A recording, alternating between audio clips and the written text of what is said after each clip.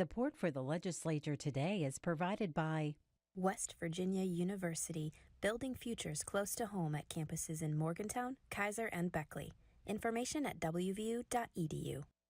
Embassy Suites by Hilton Charleston, an all-suite hotel and conference center minutes from Yeager Airport and Capital Market. Reservations and brasserie dining information available at hilton.com.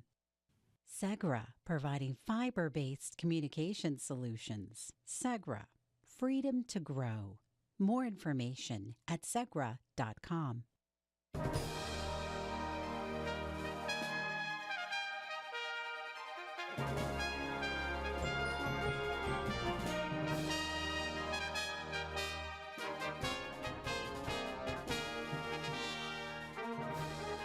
Welcome back to the Legislature today. I'm Randy Yohe. Bob Brunner is away this week. Governor Jim Justice signed Senate Bill 10, the Campus Self-Defense Act, into law today. The new law authorizes the carrying of concealed pistols or revolvers under certain circumstances and in certain areas on the grounds of an institution of higher education. Proponents say this law strengthens Second Amendment protections in West Virginia, but SB 10 comes with many questions about implementation and concerns about the limitations on the new self-defense safeguards coming into place. I went to the Capitol this morning to get an on-the-ground look at the story. The most pro-gun governor West Virginia has seen in a very long time. National Rifle Association State Legislative Action Director Art Tom was the bill signing host, and West Virginia Citizens Defense League members packed the room. The governor told them he hoped this would not be the only answer to helping curb the campus shooting crisis. But absolutely, without any question, when that situation happens, you know, if we have gun completely free areas to where absolutely, without any question, there's no way we can defend ourselves, then it seems like those are the targets that are targeted many, many, many times. 2 of the 88 Republicans in the House voted against Senate Bill 10, Speaker Roger Hanshaw and Delegate Erica Storch, a Republican from Ohio County. Storch said she made her decision by listening to her constituents and her family. I have a 25, 23, and 17-year-old, and like I said, with outreach from my constituents, nobody really thought it was going to do anything to advance the state. You know, I don't think people are looking at West Virginia higher education opportunities on the basis of if they can bring guns, if they can't bring guns. It just seemed unnecessary, and we're just, I don't want to say necessarily catering to the gun lobby, but just that was another issue that they wanted to get across the finish line. Following the signing, West Virginia University President Gordon Gee, one of many state campus leaders opposed to campus carry, said in a release he will create a new campus safety group, which will make recommendations relating to overall campus safety. Delegate Sean Hornbuckle, Democrat from Cabell County, says there will be a need to increase monitoring and counseling on campuses, given concerns over mounting student mental health and suicide issues. They're going to have to figure out ways and get resources, which they might have to come to us for mental health, making sure that we are protecting each and every student and we're addressing things before they ever get to a tragic standpoint. Testimony both in committee and on the House floor has said that implementing SB 10 will cost West Virginia University maybe $300,000 and maybe even more for the smaller colleges and universities in the state that don't have that kind of built-in infrastructure. You know, we're not increasing their budget line items to give them any more monies to deal with, to keep out of the safe places where guns aren't permitted, to come up with the devices for them to secure them in their dorm rooms. Just before his bill signing, the governor said the Campus Self-Defense Act evens a deadly playing field. Does anybody here not think that has a brain in your head that just because we absolutely don't have this campus carry, that people can't bring guns on our campuses? I mean, for crying out loud, you know, the doors are wide open. This is just saying the law-abiding people have a right to be able to carry if they choose to do so. West Virginia now joins 11 states in allowing campus carry. The law goes into effect July 1st, 2024. A bill to forbid government limitations on the exercise of religion now only needs Governor Jim Justice's signature to become law after Senate action late Tuesday. House Bill 3042, also known as the Religious Freedom Restoration Act, drew fierce opposition during a public hearing last week and was only passed by the House of Delegates Monday morning. The bill passed the Senate 30-3 on party lines after the chamber suspended constitutional rules to advance it. Right out of the gate this morning, the House of Delegates got into a heated debate over a bill that would essentially block the State Board of Investments from investing in companies that refuse to support fossil fuels. House Bill 2862 would ensure that all shareholder votes by or on behalf of the West Virginia Investment Management Board and the Board of Treasury Investments are cast according to the interest of the investment beneficiaries. Now, delegates, including Democrat Evan Hansen from Monongalia County, argued against the bill, saying its real intent was to keep companies interested in ESG investments, which means environmental, social, and corporate considerations from locating to West Virginia. Again, these are green manufacturing jobs. We came into special session and passed that microgrid bill that allows Precision Cast Parts and Berkshire Hathaway to come to the state of West Virginia. Precision Cast Parts is producing zero carbon parts for our aerospace industry. These are the jobs of the future. This is not some agenda to attack our coal industry. These are our future jobs. Some Republicans joined Democrats in voting against the bill, including House Energy Chair Delegate Bill Anderson of Wood County, whose concern was more about how the restrictions placed on the investment boards could impact pensions. This debate has resulted in ESG. I quite frankly want the Investment Management Board to have the flexibility they need to return the greatest amount of return to this state. Part of it is personal. I don't want to have to raise taxes someday to meet these pension obligations, which we, by various court rulings, must meet. I want the Investment Management Board to have the flexibility to manage and deliver the greatest return for the benefit of the pensioners of this state, for the benefit of the state of West Virginia. Despite objections from both sides of the aisle and a nearly hour-long debate, the bill passed 73-23 and now heads to the Senate for consideration. A bill establishing stricter statewide marriage consent laws passed the House earlier today. House Bill 3018 would establish 18 years old as the age of consent in the state and remove the ability for minors to obtain consent to marry through their parents or legal guardians. Current law allows 16-year-olds to get married with parental consent, and judges can sign waivers to allow marriages for those 15 and under. Delegate Moore Capito, a Republican from Kanawha County, explained the bill on the House floor. It does not affect any legal marriage that is in place in this state existing as of now. It would also not alter a marriage of somebody of a different age that was legally entered into in a state where that was legal. Delegate Keith Marple, a Republican from Harrison County, opposes the bill. He claims not all family situations are the same. He said changing the age of consent will cause more hardship for minors who can still get married out of state if they wish to do so. Now, if you have consenting parents who agree that these children under 18 should get married, and they're going to help them and they're going to be loving, and if the issue is pregnancy, you're going to have two sets of grandparents who are going to look after these children and help. The bill passed the House 84-13 with 3 members absent. It's now on its way to the Senate. A bill lawmakers are calling the Women's Right to Know Act passed the Senate today. Emily Rice has this story. Amid a flurry of lawmaking on crossover day, the West Virginia Senate passed a bill to provide women with information and support to provide informed consent for abortions. Senator Mike Maroney, a Republican from Marshall County, explained Senate Bill 552 on the Senate floor. Female seeking an abortion of a non-viable embryo or fetus, the bill provides information that is made available. The bill also provides a 24-hour telephone number that shall be established by DHHR to maximize public awareness of its existence, which may be called to obtain a list and description of agencies in the locality of the caller of the services that are offered.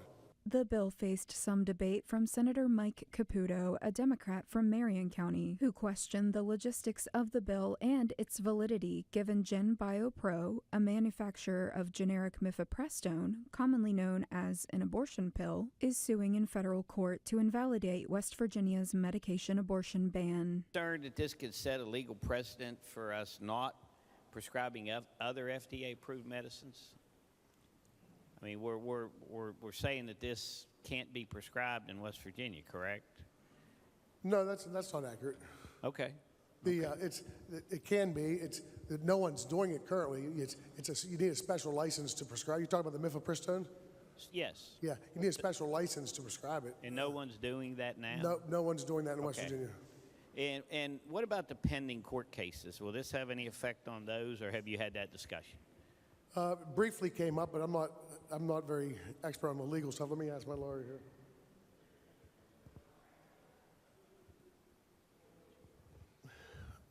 We don't really have a comment on the pending court cases. Okay.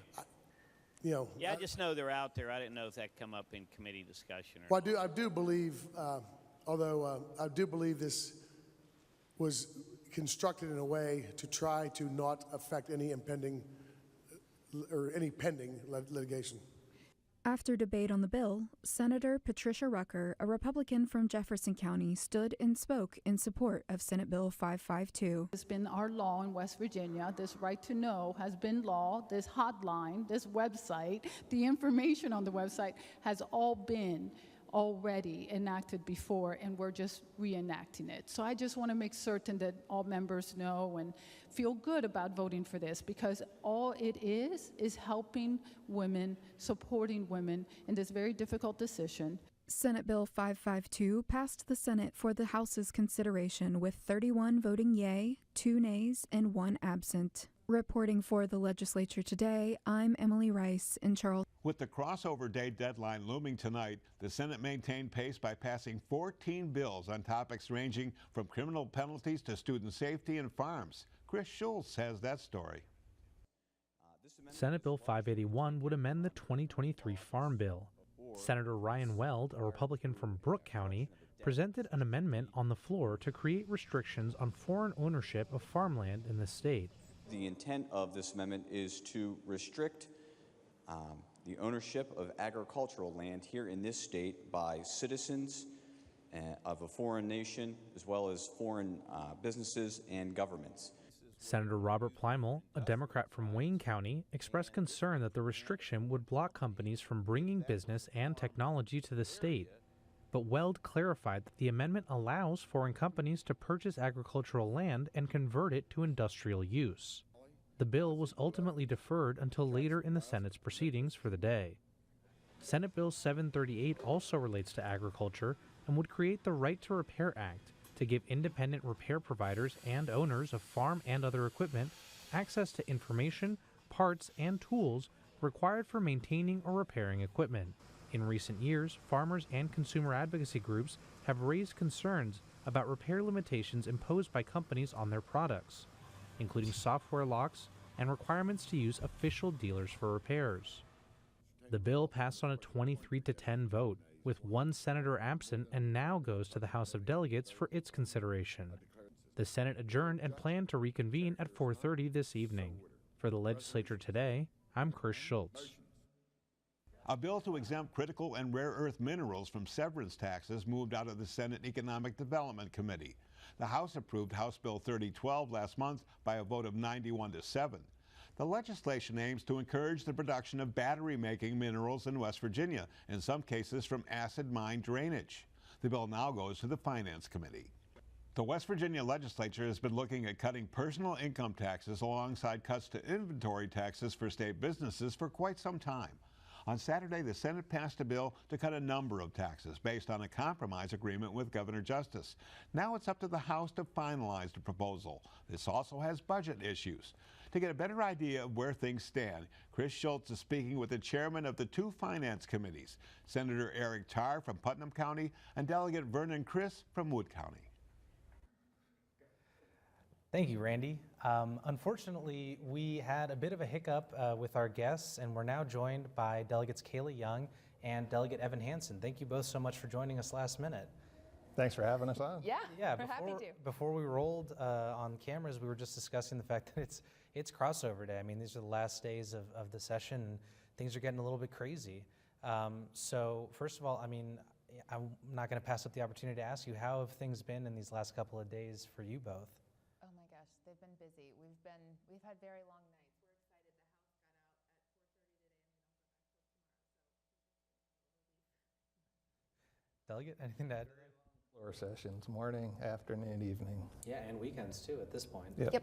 Yeah, so I mean, we're getting to that point. As I mentioned, today's crossover day. It means that for our viewers, if a bill has not left its chamber of origin, it's functionally non-operational. It can't move on from there. And Delegate Young, you've been working on this bill with regards to child marriages. Mm-hmm. Can you tell me briefly what that bill is aiming to do? Yeah, so House Bill 3018 passed the House today. I think there were 13 no votes, 84 yeses. What it does is it sets the age of consent for marriage at 18. Right now in West Virginia, there's no floor for the age of marriage. So from 16 to 18 was parental consent, and below that was judicial consent, and that was happening across the state. I think that marriage should be between adults, because children can't sign contracts, they can't open bank accounts, they can't do anything by themselves. So we wanted to make sure the age of marriage was 18 because there's a lot of human trafficking concerns. And so this is a little bit procedural, but I am a little bit curious. I understand that bill went from the active calendar to inactive calendar. Mm-hmm. Where does it stand now? It passed the House today, so it has been reported to the Senate, and I've been working with the Senate. There's a Senate companion that's lead sponsored by Senator Trump in the Judiciary Committee, so hopefully the Judiciary Committee will take the bill up. I'm telling you folks, there's a lot of stuff going on these days, and no one person can really track it down. So thank you, Delegate Young, for walking us through that. Another thing that we were talking about before the cameras started up here was carbon sequestration. It's been laid over a couple of days here in the Senate, but if I'm not mistaken, it's being discussed this evening. So, Delegate Hansen, what can you tell me just briefly about what that bill intends to do? Well, there was a House bill that made it through the House Energy Committee several weeks ago, and it would have done several things to slow down forest sequestration agreements that many individuals and businesses have in West Virginia to have a second revenue stream to help them maybe keep their farm or keep their small woodlot. It includes a large tax on carbon sequestration agreements and some other restrictions. That didn't pass the House, so what the Senate did is they originated a bill in the Rules Committee, which almost never happens, and they're working on it probably as we're taping this right now, and it looks like it's going to be a 60-day moratorium on entering into forest carbon agreements in the state of West Virginia. So as you understand it, why is that moratorium a necessity? I mean, is it, what's going to happen in those 60 days? It seems like we're sitting here in the 60-day session. We know that a lot can happen, but it seems like such a short time to conduct a study or, do other necessary, information finding. I don't know. It's not my bill. Fair enough. I assume that some people think we'll be back in a special session and actually pass something. But I think that's not a good path for the state of West Virginia. These are contracts entered into by private parties. Nobody's forced to enter into a forest carbon agreement. And whether you're a small landowner, a farmer, or a large timber company, you own your land and you can do what you want with your land. And if you want a second income stream that's related to the forest carbon on your land, and you could diversify your income stream and in such a way, I feel like that's your right, and we shouldn't intervene in that. Well, it'll certainly be interesting to see where that comes out of the Senate this evening. I am curious, I don't want to pass up this opportunity. At the beginning of the session, we asked the minority leadership on both sides of the legislature, what they hope to accomplish and what was possible with so few members. And I'm just curious, with a little bit of hindsight now available to you both, Delegate Young, I'll start with you. Do you feel that your coalition has been successful in achieving what it's hoped to achieve this year so far? I mean, I think we come in with not a ton of expectations, and mostly we're here to play defense at this point. We have not a lot of members. Evan and I have both been here for several years now, and so we kind of know what we're doing. But also, we don't have a massive agenda of things that we hope to pass. We have things that we'd like to pass, and some of those are moving, whether they are moving with our names on them or without. But I mean, we're just trying to do what we can for the people of West Virginia to make sure that they have money in their pockets. We don't know if we're going to actually see any sort of tax relief to people that's been promised for years, despite this over $1 billion surplus these days. We're trying to figure out what to do with the ARPA money. On those fronts, we haven't been successful, but it's a shame that those aren't priorities for everybody. Delegate Hansen, same question. I mean, how are you feeling about this session so far? I agree with what Delegate Young said. I think the bill that we talked about a few minutes ago to change the age of marriage to 18 is a good example of one that Delegate Young and others worked really hard to get bipartisan support on, and it's moving. And another example of that is the PFAS Protection Act. This is a bill that's going to help us protect our drinking water because forever chemicals, which are very toxic, have been discovered in the raw water supply of about half the drinking water sources across the state. And the House bill that I'm co-sponsor of, it's sponsored by a Republican, it's co-sponsored by 10 Republicans, and it passed the House with more than 80 votes. And it's scheduled to be taken up in its Senate committee tomorrow morning. So let's take this opportunity. Tell me a little bit about exactly how this bill would address PFAS, PFAS, forever chemicals, whatever you want to call them. Well, like I said, a study was done of all the public water systems across the state, and it found unhealthy levels in the rivers and streams and groundwater for about half those systems. So what it does is for the systems that we've discovered the highest concentrations of these PFAS chemicals, it requires the Department of Environmental Protection to come up with a plan to identify where the pollution is coming from and how to address it.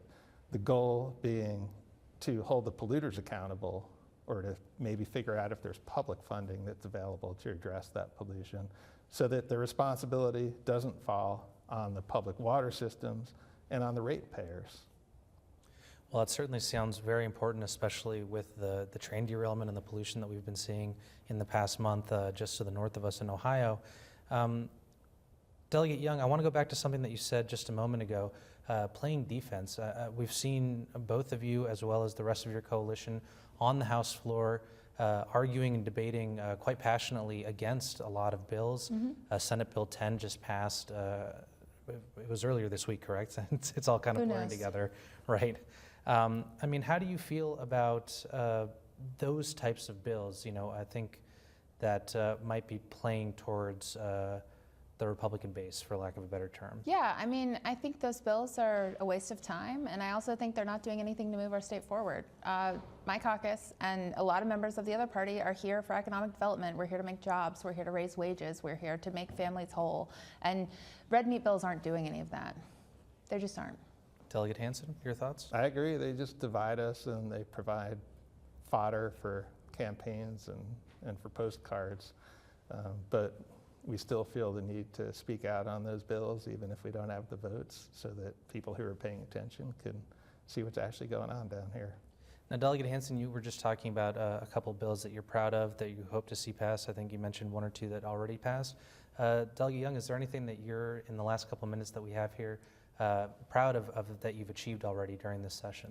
Yeah, we've helped with some licensing reform for social workers for issues that happened during the pandemic. We've helped with some food service reciprocity for a lot of small business owners.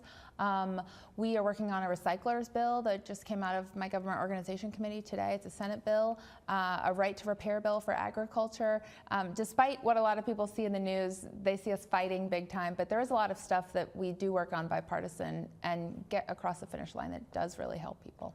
Yeah, I just saw that right to repair bill in the Senate today, and it was a little contentious, but it ultimately passed. Yeah. Well, that is all the time we have today. I want to thank you both for coming onto the show last minute, and we certainly hope to bring you more about taxes, as Randy had told you, with the guests that we had perhaps on another day. Once again, thank you both for being on the show. Randy, back to you. Thanks for that, Chris. Tune in to the Legislature today, Monday through Friday at 6 p.m. We'll have more news and interviews from the 2023 legislative session. And remember, West Virginia Public Broadcasting is covering the session daily on our radio news program, West Virginia Morning, and on our news site at wvpublic.org. We also broadcast the daily floor sessions of both the House and the Senate on the West Virginia channel, and we stream those on YouTube as well. I'm Randy Yohe. Thanks for joining us. Have a great evening.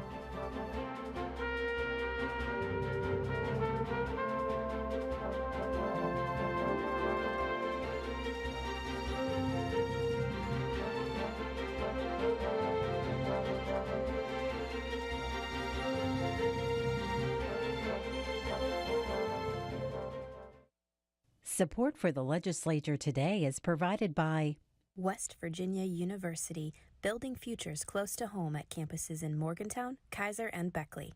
Information at wvu.edu. Embassy Suites by Hilton Charleston, an all-suite hotel and conference center minutes from Yeager Airport and Capital Markets. Reservations and brasserie dining information available at hilton.com. Segra, providing fiber-based communication solutions. Segra, freedom to grow. More information at segra.com.